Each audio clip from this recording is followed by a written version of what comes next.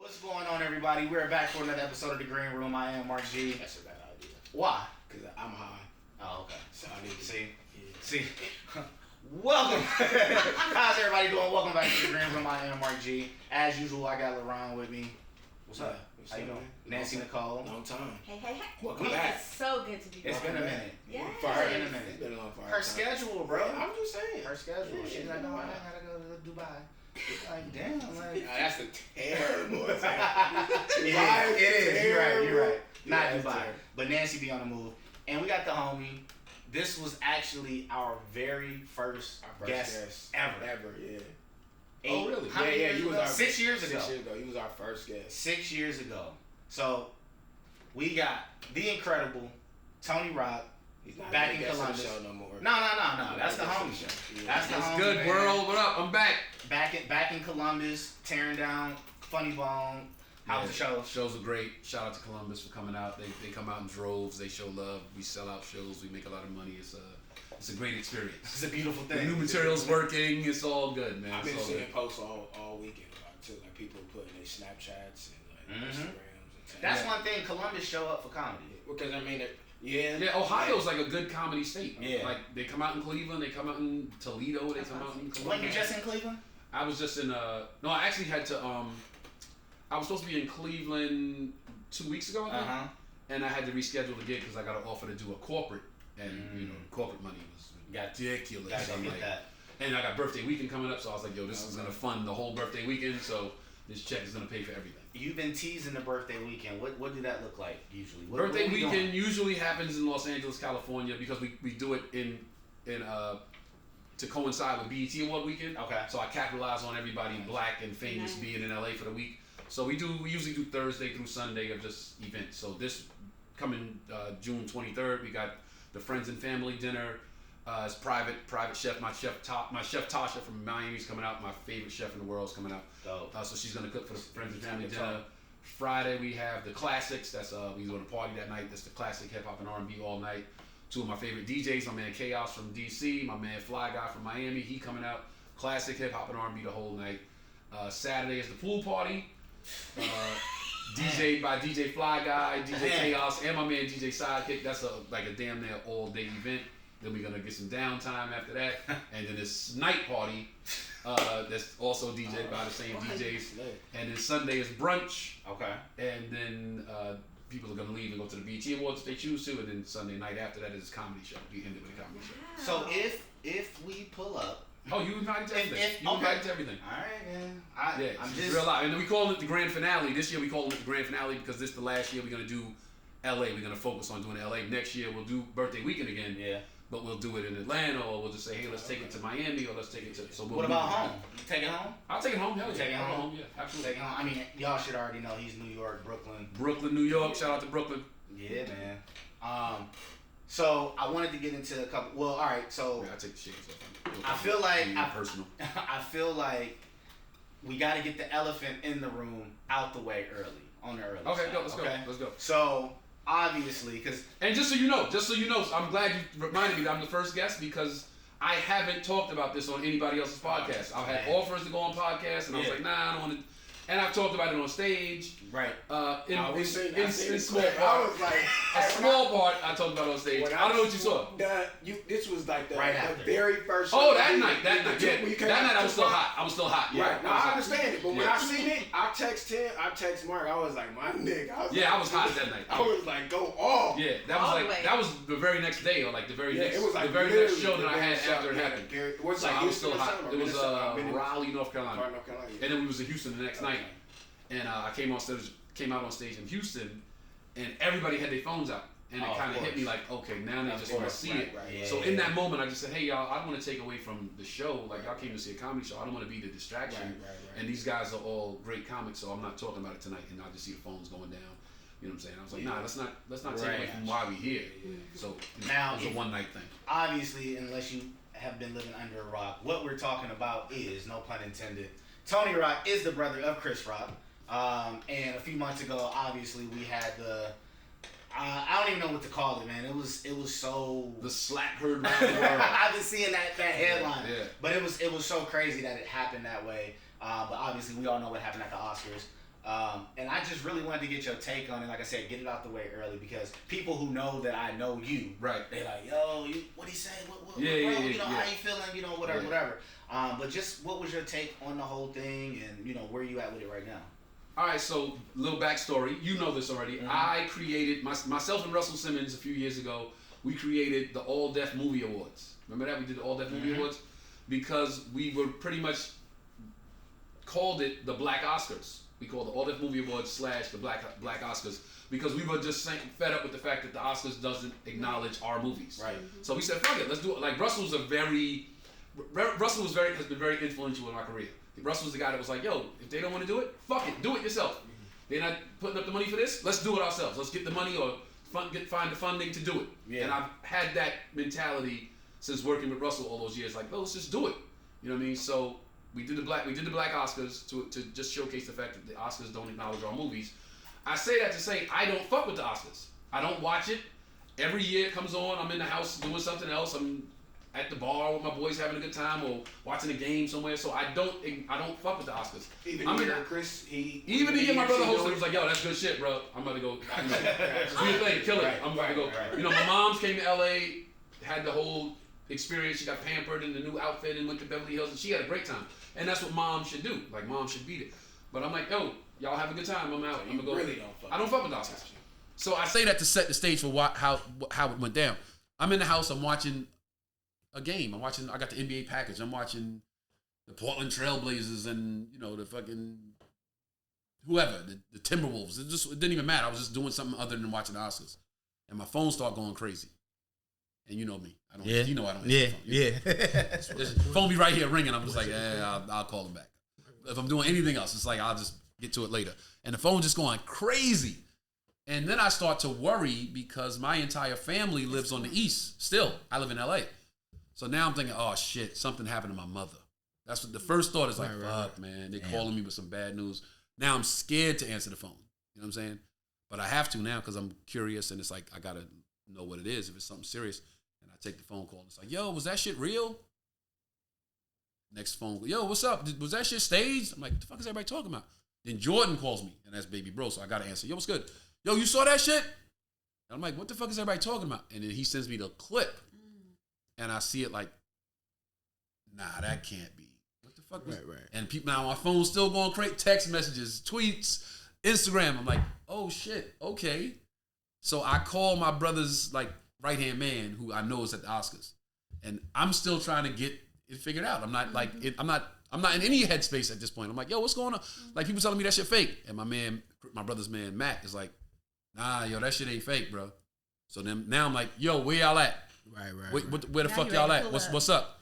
It's because now this is late. Yeah. Oscars had already went on. It's like ending. Yo, Matt, where y'all going? What after party y'all going to? And he like, yo, Tone, nah, chill. Yo, Matt, fuck that. Where y'all at? Tell me where y'all at and get me in. And he like, yo, Tone, come on, I can't do that, man. I can't let you fuck up an Oscar party. Like, Right, yo, nigga, right. yo, Matt, fuck that. Tell me where y'all at, nigga. Just leave a pass for me to get in. And I'm good. Like, you ain't got to tell my brother you did it. You ain't got to say nothing to nobody. Just get me in. I'll take it from there. And he like, Tone, please, man, I'll get fired. I can't. And now my niggas in LA calling me like, yo, what we doing? What we meeting at? I'm like, yo, I'm trying to figure it out now. Hit me back in a second. Like, I'll figure it out. So now I know where a few Oscar parties are in Santa Monica and one in Beverly Hills. So I jump in the car. I'm straight hoodie on, jeans and sneakers, pulling up. Yo, niggas know me. Like, you know, photogs and the TMZ guys know me. Yo, they in there? No, we waiting. Can we get a word? No, I don't want to give you a word. I want to see where my brother at. Next spot. Yo, what the fuck? Yo, they in there? Nah, come on. Yo, Rock, can we get a word? No, I don't want to talk about it. I want to find my brother. So I go to 2 spots and they not there. And I'm trying to find the party, but niggas won't tell me because they know I'm going to ruin the fucking party. I'm going to ruin the party. Time you on. So nobody tells me. I drive back home. I'm hot. Now I'm like, yo, I can't believe that shit. My brother know me. He know, yo, Tone gonna go. I'm not trying to be on here like I'm the toughest nigga in the world, but that's my brother. Right. That's my brother, right? So I want to at least pull up and get a conversation at the very least. Like, yo, fam, like, what happened? Like, talk to me. Yeah, because you know you have a relationship Now, with him. people don't realize, yo, we go way back. Right. This, not just all of us. My brother was on Fresh Prince. He was on an episode. When Will was in New York, he would come by, hang out with us. Like, we know the dude. Like, Yeah. dude, we know you. You know us. My mother know your mother. You know what I'm saying? So people think like, oh, he just hit. Nah, fam, this is real shit. Like we got real history. Right. You know what I'm saying? So at the very least, you owe me a conversation. If you just pull me to the side like, yo, Tone, nigga, I was wild, and I know I shouldn't. All right, let's just talk about it. Right. You know what I'm saying? I worked with you. We made money together. We broke bread together. We did movies together. We did TV shows together. Right. I know your fam. I know your fam know my fam. Dude, we owe each other a little bit more as far as entertainment is concerned. As far as black people are concerned, we owe each other a little bit more. Right. That's what backstage is for. Backstage is for any issue. Yo, backstage. Yo, listen, I ain't really appreciate that. You know what I'm saying? Yeah. Okay, cool. We backstage. You address it backstage.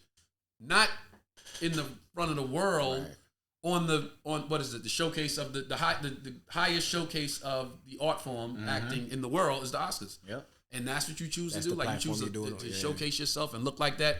Yeah. I'm talking about him. Not even my brother don't look bad at all in this scenario. Right. But it's like, damn, fam, this is the highest caliber of acting credit awards. Your night. Your night. Your night. Right, You know what I'm saying? right. So this is just how you choose to look. So you kind of did yourself a disservice, but you still owe me a conversation. Right now, today, June fucking 5th. right. You still owe me a conversation, Yeah. bro. That's real. And here's the crazy shit. That's what I'm so glad you brought it up because I want to make sure I get this point out. On social media, I got motherfuckers on my social media like, nigga, you shut the fuck up. It don't got nothing to do with you. Oh, you just trying to get fame off your brother. You trying to get clout off of this. Off a slap? Yeah. I've been doing stand-up for 22 years. Nigga, I've been rich since 2001. I have been making a lot of money since 2001. A lot of fucking money since 2001. Clout over a slap? Yeah. Like, why would I try to come up off that? Off this family. Off of the disrespect of my brother. Yeah. But that's how I know this shit right here is all fake. Yeah. All this social media shit is fake. All these niggas on social media post, yo, ride with my niggas to the day I die. Me and my niggas forever. Yo, I ride for my niggas. Yo, I'll slide on the nigga for fucking with my nigga. Yo, don't ever touch my nigga. But I say, yo, you think you gonna fucking run up on this stage, nigga? That nigga hit my brother. Right. And everybody in my social media like, nigga, you ain't shit. You trying to get clout. But I thought y'all niggas was all riding. Exactly. That's how I know all these niggas is rats and snitches and ops and feds. Because they don't talk, they don't live the shit, they talk on social media. It's all phony. Everybody should have been on my side if you really look at it. Like, yo, this nigga riding for his brother. This is a genuine thing to do. It shouldn't have been no confusion. All these niggas on social media, yo, my day one, I ride. You don't live that shit. Yeah. You don't live that shit. I don't even have day ones. I have day twos. I have day twos. You know what my day ones are? My fucking brothers. Family. My brothers are my day ones. Yeah. So if you ain't gonna ride like the way I'm riding, and y'all saying I'm trying to get clout of it, I know y'all niggas is rats and fakes and snitches. I know y'all niggas don't live the shit y'all talk. It's silly because when I saw that reaction of it's clout and it's this and it's that and so you see this shit on my social media, on my page. It's like, yo, this nigga trying to come up. Well, I'm trying to come up. I've been here since I started comedy in '98. I did the Montreal Comedy Festival in 2000. I got offered $300,000 from UPN at the time. It was UPN at the time for a holding deal. A holding deal is like you're property of our network. You can't do anything else with any other network. Is that the same thing that Corey Holcomb got? Because he was me talking and Corey about Holcomb that. went the same year. Yeah, He was there same year. Okay. So they offer you just some money to sit tight until they figure out a show to get you on. right. Okay. I turned it down because they was like, if you take the money, you can't meet with NBC, you can't meet with ABC, you can't meet with C. I was like, nah, I didn't come here to not play the game. I want to talk to everybody. So I turned down $300,000. I might have had $50 in the bank at the time. But I believe in myself. I always bet on me. I always bet on me. I'm like, nah, I'm going to turn that down. And then they came back with more money. And I'm like, nah, I'm going to turn it down. And I took the meetings with all the other networks. Nothing happened. So I was kind of like, damn. You know what I'm saying? But then, Most High work in mysterious ways. A couple years later, I end up working for them anyway because I get all of us. So I end up back on the same network that gave me the offer. Now, you and I have talked about this before. Just like you said, like you turned a deal down and might have had $50 in the bank. What was the perception when you came into the game as far as your link, having the last name Rock, your link to your brother? Was it like the whole, he's getting in off nepotism, or was that look there for you? Did you have to fight that? No, this was the thing. See, the people that know that was in New York City when I started, they know. The comics that was in New York when I started, they know. Tone is solidified. He stamped. Because I did the bringer shows, I did the open mics, I did the shows where you gotta bring 5 people to get 5 minutes, or you bring 10 people to get 10 minutes. The grunt work. I used every friend I had in New York to try to get on stage. Like I know you came last week. Can you please come this week? Or bring her, and you could come and you bring 2 friends so I can get the time. I did all the shit that everybody else did. I had a manager that said, maybe you should consider changing your last name. Wow. And I'm like, fam, it ain't my brother's last name. It's my family's last name. You put more of an emphasis on who he is than who we are as a family. So I never considered changing the last name. Plus, again, go back to me as a kid. I always bet on me. I always believed in myself. I played sports as a kid. I always believed that I could play with the big boys. I always wanted to play with the kids that was better. I always wanted to be, in the mix on my own merits. So I never looked at it like it was a crutch, and I knew I could live up to it. So it was never a problem for me personally. And then the people that don't know, I say the people who know. Mm-hmm. People that don't know, they always want the easy answer. People that don't know anything about, not just comedy, of anything. People that don't know about anything always want an easy answer.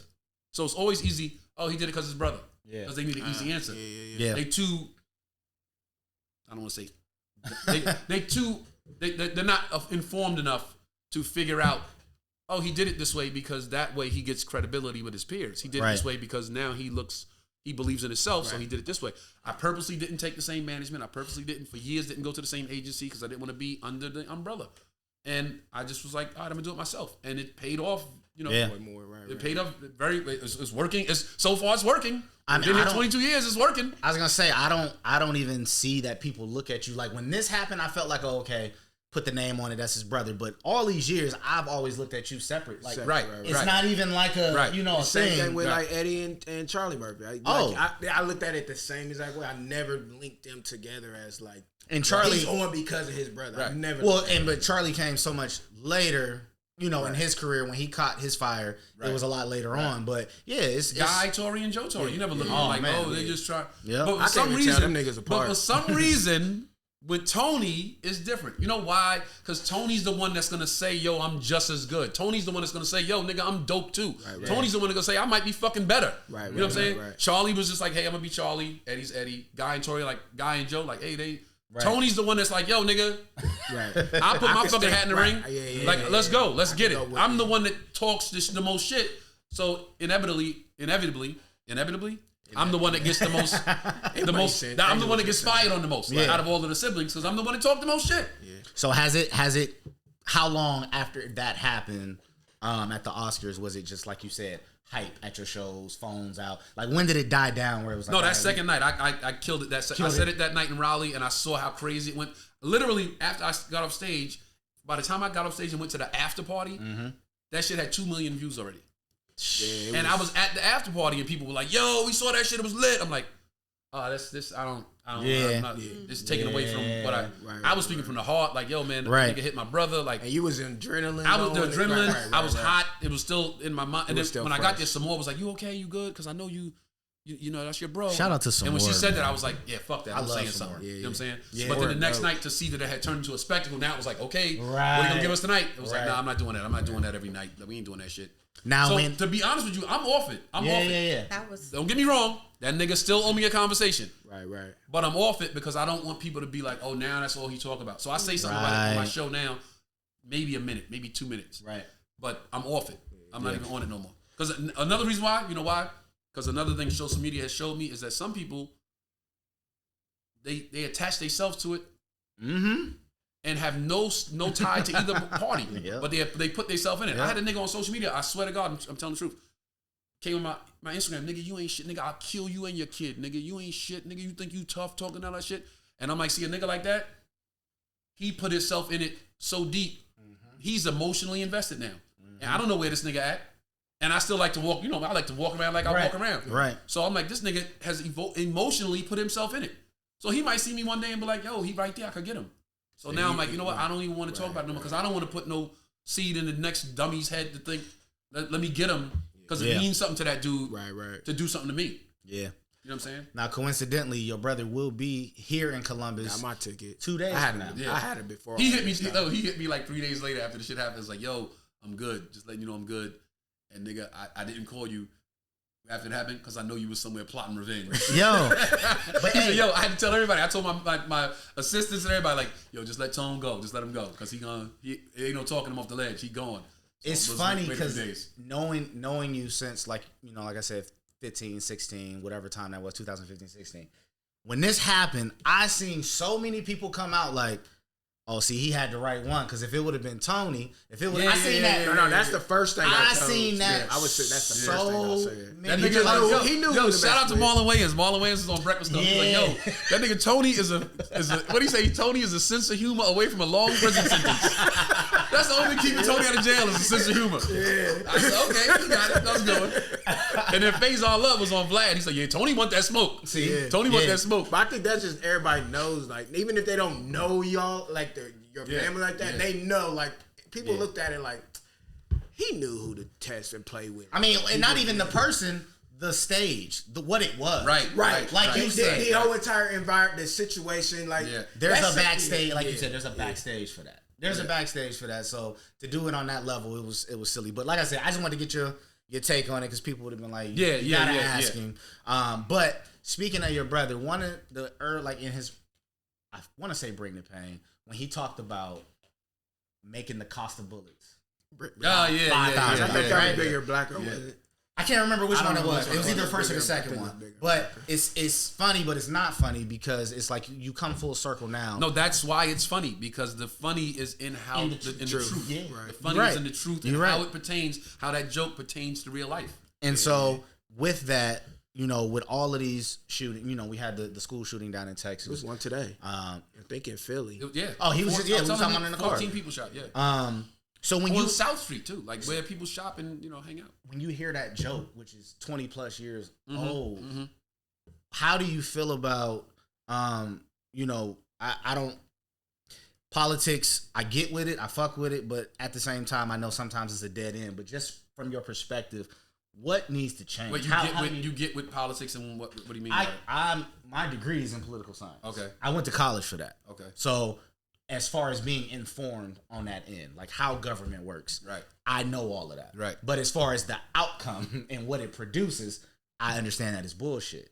And it took me a while as I got older to realize that. Yeah, I guess you are classically trained in politics. I am street trained in politics. I see, like you read the articles. I just see the world and go, this shit ain't working. You know what I'm saying? Right. And I know that what I know of politics is, and you correct me if I'm wrong, it's the people that pay that get their laws passed. That's it.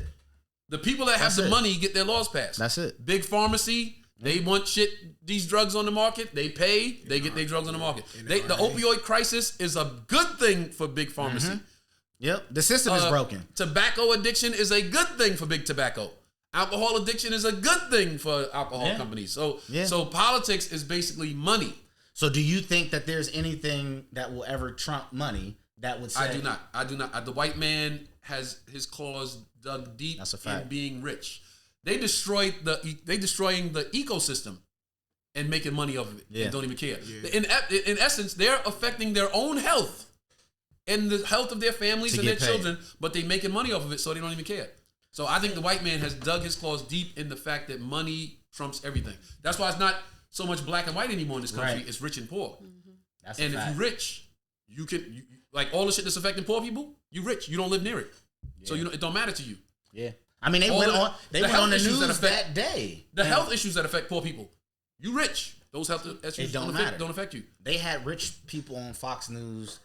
He was actually the father of a previous school shooting. One of his kids actually died in one of those shootings, one of those bigger ones a few years ago. And they had him on Fox News, and he was like, "Y'all just got to send y'all kids to better schools." Yes, if you rich, what? They watch the news. Those rich people, the politicians, the people that pass the laws, they sit in the house and they watch the school shooting, and it's fucked up. They kid go to a school that's so safe, so private, so protected. They're not worried about that. That's poor people shit to them.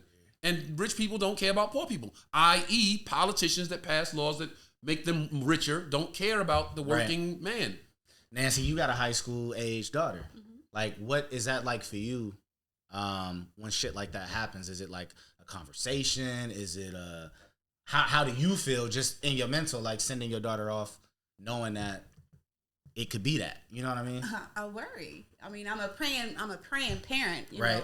You know, I'm spiritual, so I definitely try to ask the Lord to cover everyone. Yeah. Not just my child, but it worries me every day. You know, and I also have a son that's in college. Yeah. So it's not just schools. Like there's universities as well. I mean, it's even medical. It's everywhere. facilities getting like Grocery stores. I worry even where I work. I worry myself. Like where I work at, is someone gonna come up and shoot me to death? But yeah, to answer your question. Yes, it's a conversation. I talk to all of my kids. We talk about it, what you should do, how you should handle yourself, you know. But first, you know, like I said, I'm a praying mother. So we pray about the situation. We talk about the situation. And I would love for, I'm not a part of the PTA, you know, like none of that. I never have been. I feel bad about it. But something needs to be done within the school system, which is sad. But they're being reactive. And like the drills and let's get armed guards. And when in actuality, the problem is that you got these AR-15s out here for no real reason, right? Like the cops were scared to go into that school because mans was. Did you see the clip of the mom that went in there? Yeah, that would have been me. That would have been in there. She said, "I don't care what y'all do." Mother, ain't nobody more fearless than a mother when they get in trouble. Nobody more the fearless. cops was telling them to stay back, like don't go in. They're like, no, you gonna kill me trying to go get my child. That's what you gonna do. Because that's what been me. Mothers do that. Mothers go above and beyond, bro. That's I done brought that child in this world. I bet you I will do whatever I gotta do to go get my child. That's why mothers deserve all the props they get, because mothers will go above and beyond when they kid in trouble. That's a fact. Moms is always gonna be first on the front line for you. You know, no matter what. But yeah, I wanted to ask you that because I was thinking of that joke. As dads, y'all going in? Hell yeah. Oh, I'm going in. I got to. I'm going in. I got to. I mean, and my son's 2 years old, so like you said, you're a praying parent. Like ever since my son has been born, I've been trying to get closer to the Most High because I'm like every night I'm like, please protect me. I gotta go on the road. I'm like right now I'm out here in LA. I'm like, please protect my baby. Please. One of my prayers at night, I say a long list of things, but I say keep an army of guardian angels around my baby. Yes. Like just protect him. And the older he get, man, you got like. We was talking in the car. My son is 10, and it's one of those things where now he wants more freedom, right? I want to go out in the neighborhood. And it's gonna get more scary for you because now, see, Charleston's 2. My son's name is Charleston. Charleston's 2. We live in a white neighborhood. It's hey Charleston, oh he's so cute, he's so cute. When he get 10, he's not so cute anymore. Oh yeah. I thought he was behind me. I fear my life. Like at what point does he go from cute kid to black suspect? That's the thing that worries me the most. My son goes to a predominantly white school, and I try to tell him that. I'm like, yo. You out here in the neighborhood with your little friends and shit, you look different. You may not feel different, but you look different, and you have to act accordingly. And these types of conversations, I swear it snuck up. Like I swear he was just 2. Yeah. Like you got a young son. It's like I swear he was just there, and now all of a sudden you having to have these convos. It's imperative. To make them aware of how to move around out here. But absolutely. But yeah, I just wanted to bring that up because, like I said, I was listening to that bit. But you know what? I want to say this. Chris Rock. Okay. The price of bullets. But I'm going to say that you said something interesting just now. So you see how we talking about how we got to talk to our kids about, we got to teach them in essence, how to function in the world. The same thing is going on in the houses where these kids are shooting schools up, especially the kid that shot the supermarket up in Buffalo. Yeah. He's, 18 years old? You know how you become that hateful at 18? Yes, you being taught that shit. They talk. Your parents are every day telling you niggas and Jews and fags and what... Japs and whatever. Chinks or whatever. They drilling that shit in your head. Yes. You 18 years old. You didn't even start learning this shit till about 10. So in 8 years, you got that much hate in your heart in 8 years. That's your parents. That's your surroundings. That's your grandparents. So this shit ain't going away. They trying to perpetuate this because they're trying to teach it to the youth to keep it going. Yep. And when you throw in social media and you throw in the media, it just fans that flame because they're teaching now that, there's a specific plot to get rid of white people in America, right? White replacement theory or whatever it is. Yep. So when that's why they're trying to change the abortion laws because they losing white babies. They're like, we losing we need more white babies because ain't gonna be no shortage of black babies. Right. Ain't gonna be no shortage of black babies. Right. Yeah, that's these pilgrims out here creating winter soldiers, man. That's what they do. That kid, he had written on the AR-15, here's your reparations. You 18 years old. Tell me how much you know about reparations. Right. You just heard your grandfather and your uncle and your father say it so much that you like, okay, that's what I hate now. Let's go. And that's sad. It's getting worse. We gotta teach the love because they teaching the hate. Absolutely. Facts. Right. Switching gears a little bit, I wanted to talk to you about. It was an interesting conversation going on social media. I think Cardi B recently just did David Letterman. He has his show. Oh yeah, I watched Netflix it. now, right? I watched it. Yeah. So after that, I think Nori came out and was saying something about hip hop and the culture, and as far as like people in the culture going to sit down and talk to other people. Oh, that's what he was talking about? I think that's what. No, it wasn't. her. He clarified. He said it wasn't specifically Cardi, but that was just the recent example because it had just happened. But he's been saying it for a while. Joe What Budden. is he saying? Like, So he's saying that People What's in the- our what's the culture, argument? people Like, in our you an culture should example come right to now. us. Like, you are here at our podcast, whereas instead of sitting down with us, you go to Could have David went to Letterman. Howard Stern. And You did understand? something. So his pretty much argument- keep our culture inside of our culture. he was saying you can. but do, doesn't that limit the culture? Don't we want the culture to expand? and that's The- therein lies the Look, argument. wherever. Okay, it's like this. Wherever I go and sit down and do an interview, comedy's coming with me. Right. So if I go to Letterman, I took comedy to that stage. Gotcha. If I go when my brother hosted the Oscars, comedy was on the grandest stage. Now, If Cardi goes and sits with Letterman, she took hip hop to that level. But what Hip hop goes with her. But what do you think about? Let's say you get to that level where I no longer frequent the places that built me. Right, I get to this level of stardom, and now I'm only going here. Oh, yeah, and I that's- don't- okay, so that's different. Yeah, That's and different. That's That's different. That's where their argument comes in at is that yes, go do that, but not just that. Well, You I don't should think still I don't bring- think Cardi B falls into that category because you can't go talk to make David Letterman and make a song called "Wet Ass Pussy" and the hood feel like they losing you. Right. She's still 10 toes deep in the hood. She made "Wet Ass Pussy." She has not lost her hood roots. Yeah. And even on the David Letterman episode talk I about watched it in there. she was in the bodega getting the chopped cheese. Yeah.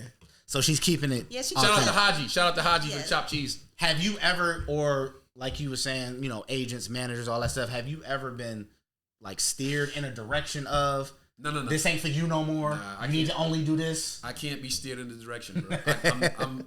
I'm anti Hollywood. Okay. I'm the least Hollywood motherfucker in Hollywood. I don't do the hey, let's do lunch. I don't do the fucking hey, call my people. I had actually a couple of days ago. I was in LA. I was at a comedy club, and it was a comic that was on a date. This is a short story, but it pertains to what we talking about. Comic was there with his girlfriend. It was like on a first date, right? And he didn't want to go on after me. He was like, Tony, fuck, I don't want to follow Tony. Shorty here for the first time to see me. It ain't gonna... So he told one of the chicks working the club, like, hey, you think Tony would switch spots with me? And she was like, I'll go ask him. And he's like, no, let me go ask him. And by that time, he was sitting there talking to the girl, and she came upstairs and was like, hey, Max was like, would you mind switching spots with him? And I was like, did he call here? Is he here? I was like, yeah, he's downstairs. And I'm like, why the fuck he ain't come talk to me? Yeah. So I got up and walked downstairs and said, hey, yo, man, don't ever Hollywood me, bro. Don't ever do that. Don't ever send somebody to talk to me. Yeah. Nigga, you talk to me. We know each other. And he was like, no, and he did clear it up. He's like, no, my bad. I just said to her, do you think Tony would switch spots with me? And she took it upon herself to go ask you. Yeah. And I said, okay, dude, but just so you know, don't ever be Hollywood with me. Don't ever send a motherfucker to talk to me. And I'm always like that. Don't tell your people to call me. They'll hit me directly. Yeah. Yo, you want to come do the podcast? I'm there. Yeah. If he would have called him and said, Grim, yo, hit Tone, I'd have been like, yo, where the fuck Mark at, yo? Yo, and I'm Grim, my man, but like, I'd be like, why the fuck you send Grim, nigga? You can't call me? Yeah. Don't Hollywood me. Yeah. So I'm that guy. I can't be, yo, you should do this. This is for you. I fuck with the people I fuck with. I don't care how it resonates to the industry. I don't care how it resonates to the business. I fuck with my people forever. That's crazy. Cause me and him, we talk about all types of like projects and stuff we want to do, and like I don't think I would ever be able to get used to that. Like somebody like the Hollywood stuff, like somebody telling you, yeah, let's do lunch. And this, No, I know. I know how. We're sorry to cut you off, but I know how it works. I see it all the time. Somebody will say so you will ask somebody, like for instance, you would say to, let's say a comic's at the Funny Bone, and you would show up and go, yo, I do a podcast. Yeah. Can I get you on? And they look at it like this: how many views do you get a week? Right. Do you have any sponsorship? They look at it like, is it worth me doing it? Yeah. Is it worth me being on it? Is it a good look for me? Is it an accentuation of my career? Is it accentuation of me, my status? I don't look at it like that. I look at it like, yo, that's my man. He want me to do a favor. Let's do it. So my agent might watch this later on and go, you shouldn't have did that. It was Right. He only gets 100,000 views. Like you Right. got to start doing stuff that gets 5 million views. Totally oblivious to the fact that this is my man. Yeah. they don't. And that's understand the more important to me relationship. than Right, any relationship. fucking Right. 5 million, 100 million views. That's more important to me. The organic friendship is more important to me than anything. That's why I can't be You can't push me in a direction because of the views or the look. It's like, nah, I work with my friends. And you can tell, like, I mean, from jump when I first started, and I think DL was the first one I did, on down, there's certain dudes that keep it a buck. Obviously Tone. Right. But there's certain dudes where, in a relationship, we not cool or nothing like that, but they kept it official, honest, whatever. Right. And there's certain niggas that I've met where it's like, all right, bro. Like, you know what I mean? Like, from trying to charge me for the interview to leaving out the back door. The nigga skated out one time. You know what I'm saying? Yeah. Like, I've had those moments. So when you come into contact with the authentic shit, you respect it and you appreciate it. You know what I'm saying? Way much more. So that's why I was having so much trouble doing Fatherhood Rocks. Yeah. After I exhausted everybody that I knew I could get like that, then I started reaching out to people like that I was trying to get on the show, and it was like, oh, like it's on your Instagram? Like, oh, where? No, it's not in the studio. Where's the studio at? No, it's no studio, bro. I do it on my Instagram. All right, I'll see. And I'm like, oh, it's not a good enough look for that person. Well, this person's like, it's not enough views for them. So I'm like, damn, now I'm having trouble getting motherfuckers to come on and talk about the greatness of being a father. Like simple. Because it's not a good enough look for them. Right. Man. Like, damn, bro. And that's more important. That those jewels and gems, like, you know, I came on and I did it. You know what I'm saying? And that's he didn't have to ask me to do that. I would have done it 1,000 times over, but that's a good look for me to be on his Instagram. Yeah. And he reached out to me and did that. But the jewels and the gems that's being dropped between dads, which is so necessary. So no matter how fucking famous you are. But they don't see that. They don't see that. That's what's this is like, they don't see people going to see this. Fathers that aren't famous are going to watch this and go, damn, that was a good thing he said. That was cool what he said. Oh, that's a good point he made, you know? They looking at it like, how does this pertain to me as the celebrity? Yeah. Because you know how many black fathers, like just black fathers in general, just don't, they didn't come from another, like, another dad. So when we all get together and just talk about these different little things, it can help somebody else. A lot of these dads are literally flying by the seat of their pants. They was not taught none of this by nobody. Like, I had a great dad. My dad was the most incredible father in the world. My grandfathers were all great. My uncles taught us stuff. I had an older brother that was 18 years older than me. When I was born, he was 18. So I had like 2 dads in the house, and I had all my uncles, and I got a bunch of brothers. So I was taught how to be a man, how to be a provider, protector, a coach, everything a dad needs to be. I was taught that. But a lot of these guys out here, literally every day, like, okay, let's try to figure this shit out. Yeah. And I ask you to do the show, and you go, how many views? How this gonna help me? You got sponsorship? Like, what's the money? I don't know why I just thought, like, when you just brought up your grandfather and the joke that Chris said about calling him a faggot for, like, crying about shooting a rabbit or something. I don't know why that. They were great men. Listen, they were great men. They was tough, but they were great men. They didn't take no bullshit. They didn't want no softness around them. They was great men. That is hilarious. I mean, but we need that though, and it's not enough transparency either, because you might be dealing with some shit as a father with your kids, and I might be dealing with the same thing you're dealing with. How many times I hit you about something about my son? I'm like, hey man, is this nigga supposed to be doing this? Or what am I supposed to be doing, man? Because my man Rico do that all the time. Yeah, I mean, because like you said, flying by the seat, we don't know. Yeah. You just figuring that shit out as you go. But it would be nice to have a roadmap or somebody that may have more game than you to be like, look. When I remember, Will Smith said that one time in an interview. He was talking about his first son, Trey, and he said, you buy a TV at Best Buy, they give you a book this big on how to take care of that TV, how to hook up the VCR and the VHS and surround sound. You get a baby, they just hand you the baby, they give you a swaddle and say, take care. All the best. Yeah. There are no instructions. All right, let's keeping it in the comedy realm. I gotta ask you about. I got to. Man. Wait, you was looking forward to this? I'm looking forward to this. We've been talking about this. DL and Monique. Did you see the back and forth? I saw the back hit now. I'm so glad we're doing this interview because a lot of this shit people don't know the backstory. So a lot of things. Yeah. So and this ain't backstory, but this is just some stuff y'all didn't know. The night I did the corporate in Detroit was the same night they did the show. Oh, you was there. You was in the city. No, I was at the airport with Ida Rodriguez. Oh. And we ran into each other. Like she was like, "Where you going?" I'm like, "Detroit." She's like, "Oh shit, I'm going to Detroit." I said, "What show you on?" Me, DL, and Monique. And I said, "Okay, if my show ends early, I'll come and check y'all out." And she was like, well, you know that show ain't gonna end early. She said, DL gonna go long, and Monique gonna go long. And she said, but by the time your show over, you can still make it there and probably catch the beginning of the show. You know, that's how long it's gonna go. And I'm like, all right, I'll try to make it out. Unfortunately, I didn't make it out. Right. But now I look at it. Fortunately, I didn't make it out because I didn't want to be, I don't want to Even be near it. Yeah, I don't want to be near the energy. But from what I understand, and I wasn't there, so I don't know everything, all the particulars. Mm-hmm. But from what I saw, there was a conflict with who the headliner was. Yeah. And DL put some factual stuff on his Instagram that showed he was the headliner. Mm-hmm. And Monique, her husband, I think, put some stuff on Instagram that showed that she was the headliner. And there was some conflicts about that.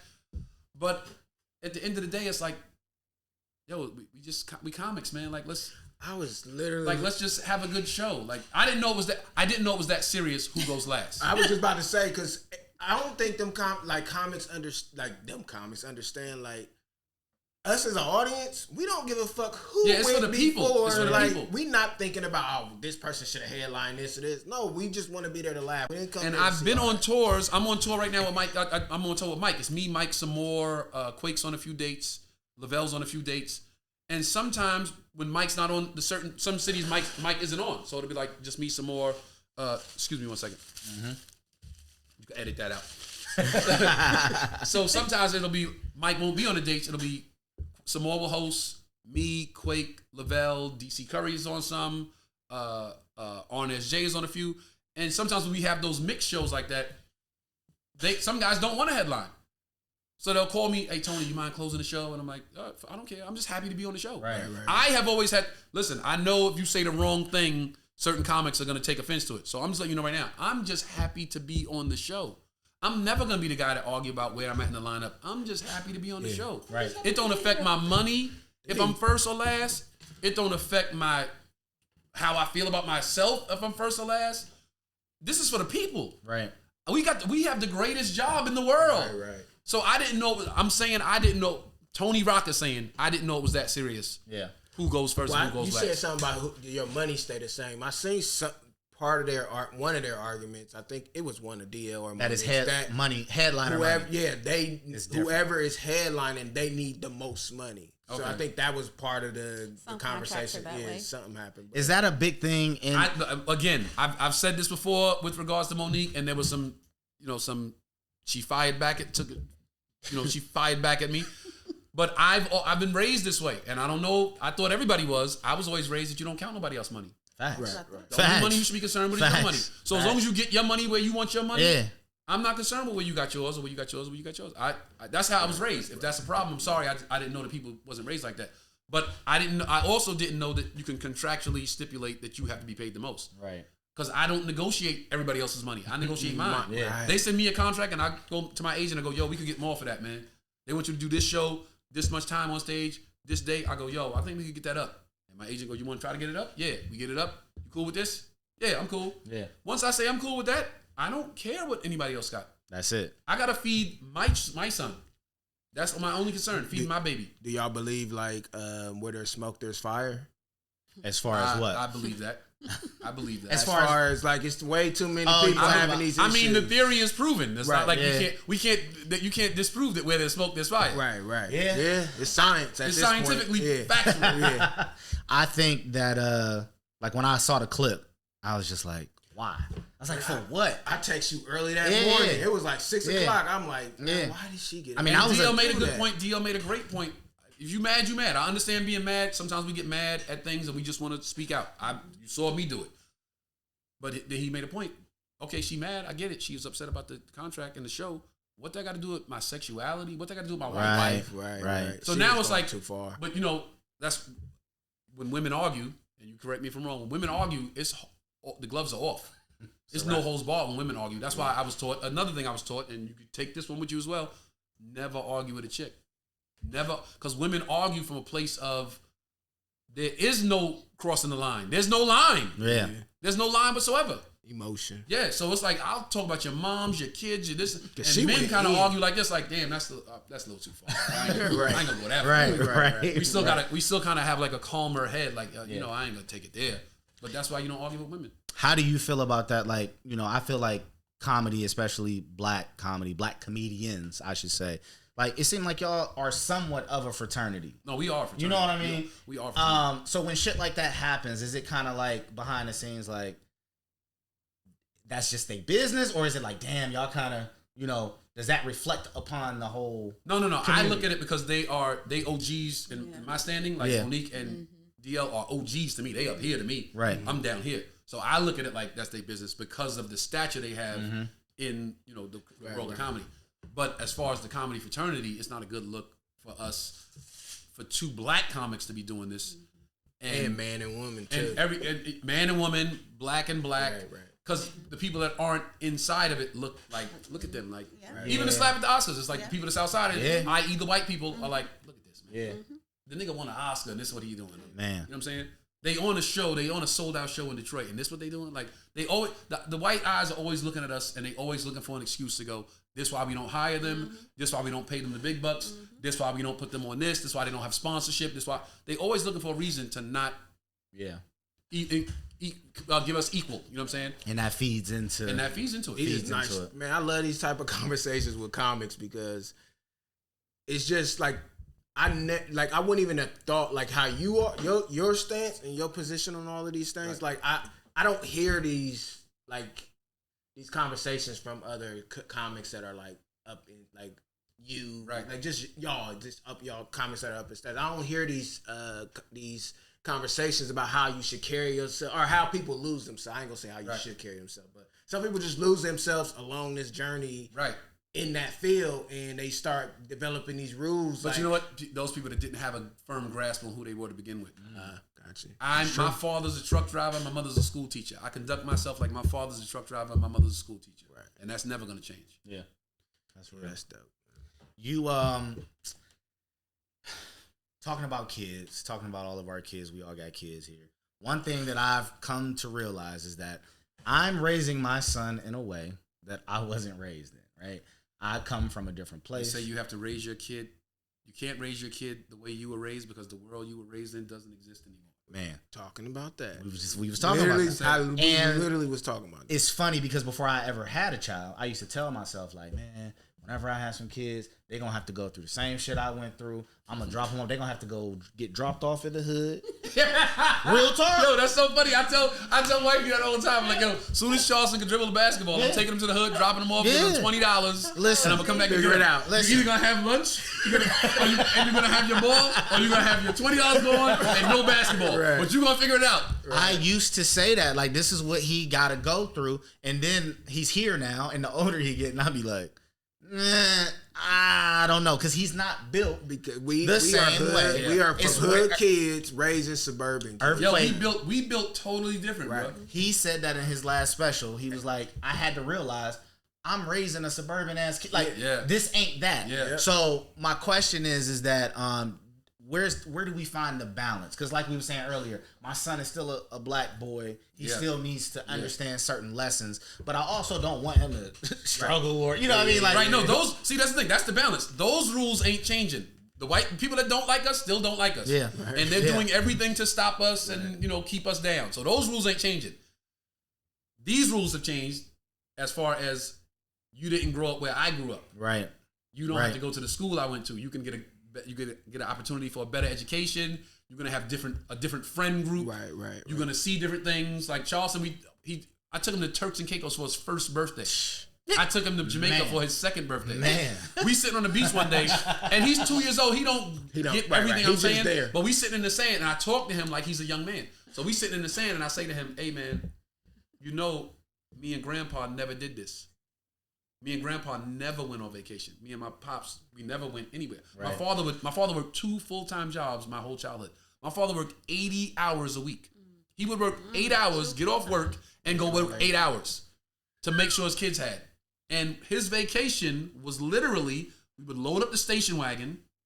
He would drive me and all my siblings to South Carolina, drop us off with my grandparents, stay a day or two, maybe 2, go fishing with my grandfather, come home, get some sleep, and drive back to New York to work all summer.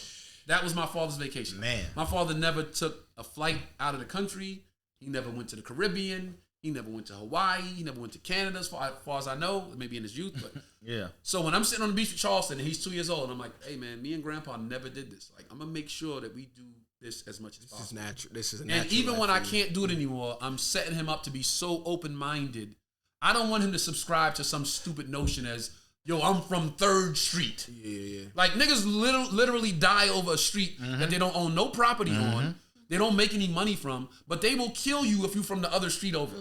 That street means that much to them. They won't even pick the trash up on that street or make sure the grass is cut on that street, but they will kill somebody for coming on that street. My son not going to subscribe to such a fucking idiotic notion. He going to be worldly. Where you from? Dude, I'm from the world. Right. I spent last year in Japan, and next year I'm going to vacation in Egypt. I'm not from, what does that mean? Where am I from? I was born here. My father's from here, but I'm from the earth. What would you do? So the reason why I brought it up, because I don't know if you saw maybe like a week ago or maybe a little over a week, T.I., his son, King. And it's funny because them having that TV show back in the day, you watch they was little kids on that show. Yeah. And so now I think he like 17, 18, something like that. Oh, the walk. He was in Walmart. Yeah. Okay. I saw the clip. And so when you see that shit, right? Where T.I. come from, what he went through to make a better situation for his kids, and then it seemed like, yo, you got all of the advantages, all of the benefits, and you wanna still be on some I'm from Bankhead, or I'm from one. But that's not just Tip. That's gonna be your son, that's gonna be my son too. Because they're gonna realize my dad grew up here and that's what his childhood was like, and it was rough, and why do they it's just like the white kids that grew up suburban and they want to be gangsters. Yeah. They in the school, they leave home, bye mom, bye dad, pet the dog and get to school and be like, what's up, nigga? Yeah. It's like, why do you want to be Yeah. this thing that you're not? How do we change that? Because that's my thing. I don't want my son to even want to identify with that shit. Right. But it seems like they gravitate toward it like as almost like a stripe. You know what I mean? Right. Street stripes or whatever it is. And I just hate to see it. It's like, how do we change that narrative where they are that's okay to be? That's where being a dad comes in. That's your job. Yeah. That's your job. Yeah. Damn, this shit hard. Like even with my son, like he's only 3, but like I was telling him, I catch myself. It's also me too. I gotta correct certain things in my life where I see certain things he do that I know I didn't do when I was his age, or not his age, but like as a kid. And I will find myself like he'll hurt himself, like fall and like scrape himself. He'll come to me crying. I'm like, "Hey, bro, stop! What did you crying Wipe for?" them tears. Yeah. Then it snap in my head, like, bro, he's 3. Yeah. He's hurt. He's a baby. He's hurt. He wants his daddy to make him feel better. Right, Yeah. right. So I always catch myself apologizing to him, even if he don't understand it. Right. It's like, son, I'm sorry. Where did it hurt? Where does it hurt? He'll show me. I kiss it, and he'll laugh, he'll smile, and then run out. And it's kind of like he just wants to know that his dad got his back. That's all he wants to know. Yep. And that's full circle back to, you know what I mean, fatherhood rocks, and the fact that we need to have this conversation that we're having needs to be the conversation, because again, you come from, like, I got friends right now that I know for sure are quote unquote toxic, if that's the new popular word, as fuck with their kids. I know it to be a fact. And I just, it's one of those things where you tread lightly. Like, I'm not trying to get in your shit Business, but I'm just trying to give you some game. Yeah. It ain't got to be that way. I know it was that way for you, but it ain't got to be that way. I catch myself doing it. For them. I correct myself every single time that I do something or I say something to them that I be like, "Hey, bro, that's no." Like That ain't it. Or like when I go in their room and they're 3 and 4 years old. They in there got toys and shit all over the place, and I go in there. I know they know what I'm saying because they'll get up and start cleaning and stuff when I tell them to clean up. But then like 2 minutes later, they kids, 88. They ain't got ADHD, but you know, kids got a short attention span. Right. They going off and doing something else. I come in there and I see them like playing or something still. I'm like, "Hey, didn't I just tell y'all to clean this room up?" And then they looking at me like, and I'm like, "Dang, bruh, they are kids playing with toys." Yeah. Bro, just wait till they get done clean up doing. And if they don't understand it, then you help them or show them. Yeah, like, that's how to my clean. thing is, like, Charleston will have every single toy that he's gotten in the last 2 years on the floor. Right. I go reverse psychology. I jump on the floor with him, play with all the toys, let him get tired, and go, okay, now we got to put him away. And now now it's a game. Now he's like, Yeah. I'm like, how fast can you put it away? Never even would have put it in thought the to bag. do no shit like Yeah, that. I'll go, hey, put it in the bag. And now he's like, now the game is putting the toys in the bag. Right. So like, you gonna put that in too? Yeah, put that in. Oh, we put them all in. Okay, we put them all I in. would have never thought to do no shit. You know what I'm like saying? So now he's like, I put them all in. I'm like Homer when that happened. Homer Simpson when that happened. I'm like, Bart. Like, Yeah. But But everything, every moment, every single moment with your child is a teaching moment. right. facts. That's If a you're just fact. trying to get him to eat, or just trying to get him to stand up, or he fell and he hurt his arm, every single moment is a teaching moment with a baby. Yeah. Yeah, man. And this type of conversation really gotta happen, especially with black fathers too. Like, Yeah. I think a lot of us was raised a certain way Yeah, because of Right. necessity, like survival. Because we think as black people, we think how we were taught and what we were raised, we're supposed to teach and raise our children the same way. Same every aspect of black like soul food, right? Some of soul food is the most unhealthy shit you could possibly put in your body. You know why? Because it's slave food. The leftovers. It's It's scraps. food Right, that they leftovers. gave slaves because they was like, fuck it, give them the scraps. They fed slaves scraps. and we had to figure it out. But black women are so magical that they took the scraps and made it Delicious. a delicacy. Yeah. Nobody is supposed to eat the lining of a pig's intestines. Right. You're not supposed to eat that. But black women said, okay, if that's all they're going to give us, give it here. We'll make it cook right. We'll try to get the smell out of it. We'll season it. Boom. You know what I'm saying? Yeah. You're Shout not out to supposed black to eat women. Yeah. Yeah. You're not supposed to eat a pig's foot or his nose, but they gave us scraps, and black women said, give me that. I'll take it. We put something on it, We'll put some fix- fruits and some seasoning. Boom. Yeah. But we think, okay, since we ate it, our grandparents ate it, we gonna eat it too. And that's why everybody got gout and hypertension and high blood pressure and diabetes, because we think the same rules apply. Right. But we have to be the generation that goes, yo, no, we starting right here, we changing all Change that. it, right, We're not right, eating like right, that no right. more. We're not raising our kids like that no more. Fighting isn't the answer. Right. That's one of the things I'm gonna really try to teach Charleston. Yo, it ain't no shame in walking away from a fight. Yo. I know you're gonna get, oh, you a sucker, oh, you a punk. But your daddy don't think you a sucker. Your daddy don't think you a punk. And who you love more, me or them? I just had this conversation with my son maybe 2 months ago because he got into a fight at school. Now, my son, if you've ever seen him or been around him, he's the most like, he chill. Right. He's not the bully. He's not the one that's, you know what I mean? Right. He's not that. So when we got the call from the school, I'm like, They provoked him really bad. something must have really happened. Right. So we And had you know it looks worse being that your son is black. Of You already course. know that. Of course. Even if he was the bully came at him, Yep. he was the instigator. Yep.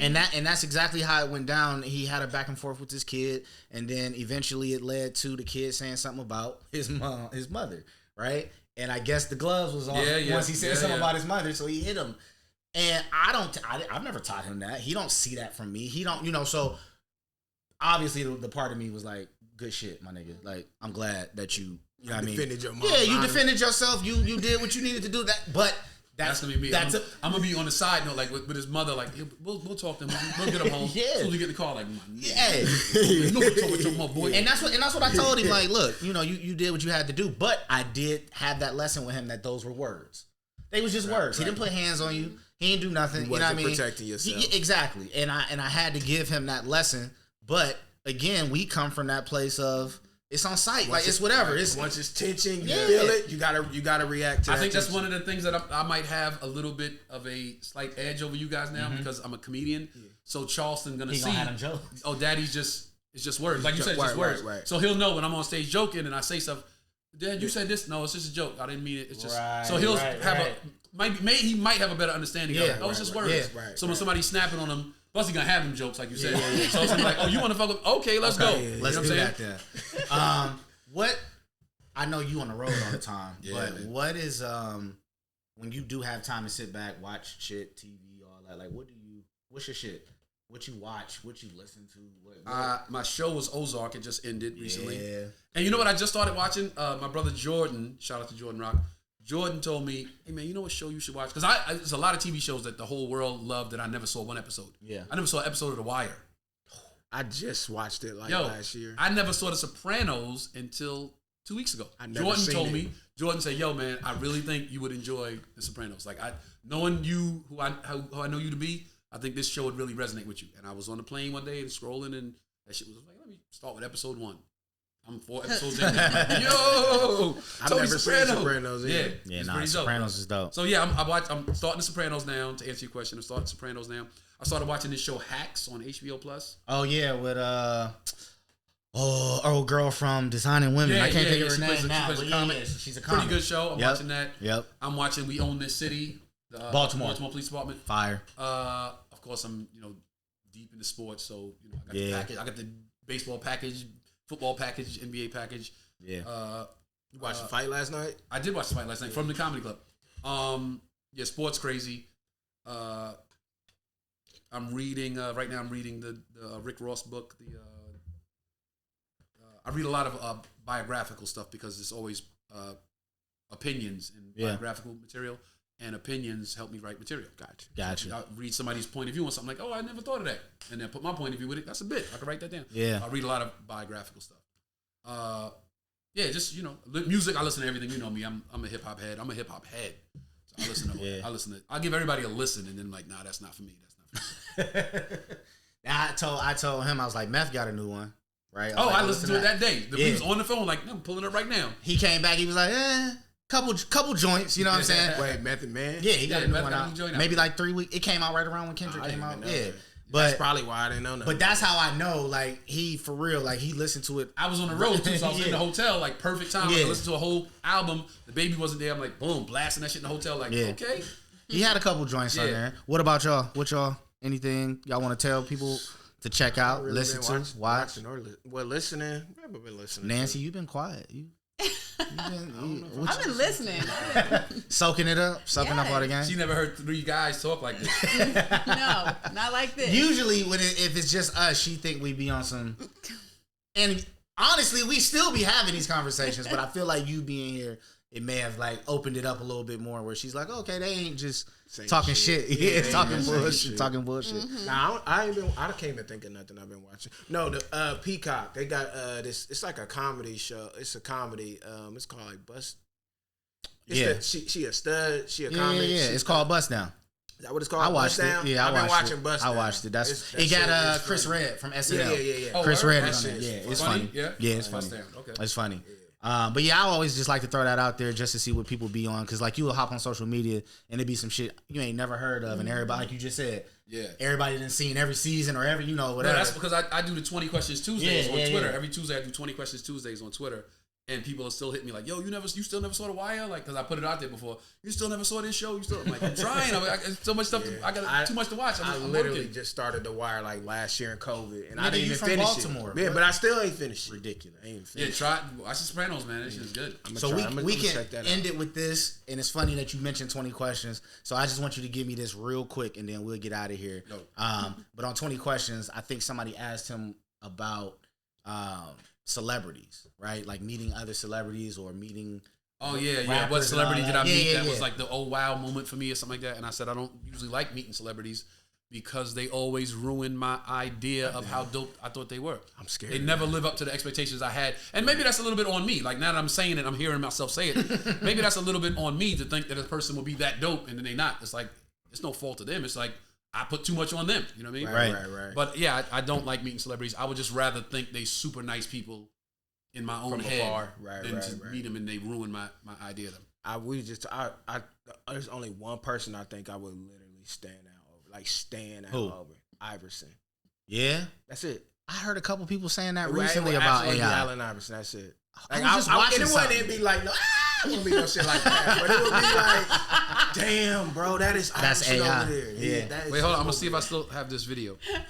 Please, Lord, let me have this video still on my phone. Yeah, that's the only person. And people ask, what about Jay-Z? I'm like, nah. I mean, Jay-Z cool. Like, I feel like I learned a lot of stuff from his music. That's who he mentioned on Twitter. Yeah, it wasn't an enjoyable experience. Oh, it was not enjoyable. What happened? But that's so when you met him. Yeah. He did my brother's show. My brother had the show on HBO, and after the show, my little brother wanted a picture, and I never asked people for pictures. I never ever. And my little brother was like, "Please ask him," and I'm like, "Fuck, he gonna make me do shit that's like I just totally against it." Right. So I went and was like, "Hey man, come on, you mind if my little brother get a picture?" And he was like, "Man, take the picture, man." I was like, "Oh fuck." but I did it for my little brother. But that's what you said. You said you would do it again. I would do it again. I would do it again. But I walked away like, damn, man, that wasn't. That didn't sit well with me. Well, that's what's funny to me. Like, I wonder how a guy would react to their celebrity. Oh man, don't say that. Not crush. That's what you was about to say, though. A celebrity crush. Celebrity crush. Yeah, I don't know about a celebrity crush. No, but you're, the celebrity that you look up to, or your icon, your celebrity icon. Yeah. Should I put it that way? I definitely look up to Jay-Z like that, but I already know I will probably never walk up to him and like for a picture because he just looks like somebody unapproachable.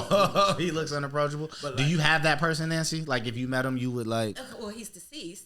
Oh, who? I mean, I would lose my freaking mind. Michael Jackson. Oh, facts. So, Same here. And also Same here. Janet. I would, honey. I'm Yeah. telling you. If I would have ever met Mike, I think anybody couldn't would ever breathe. met Mike like that. For Yeah. like, if they weren't on his I don't stature. think there's anybody like that. I don't think You ain't got anybody would nobody like like that? have me like, I can't think at anybody. least one. But you It's met Mike Michael before? Jackson for me. I never met Mike before, but I was never really a big Michael Jackson fan. Okay. Like, keep in mind, this is the same time as hip hop, so I was more like, yo, Run DMC is the greatest motherfuckers in the world, and then Mike would have a video like, that's good too, but Run DMC is like Mike was beat it, and I was like, turn back to Rock Box. You know what I'm saying? Right. So I never really was. It'd be Michael for me.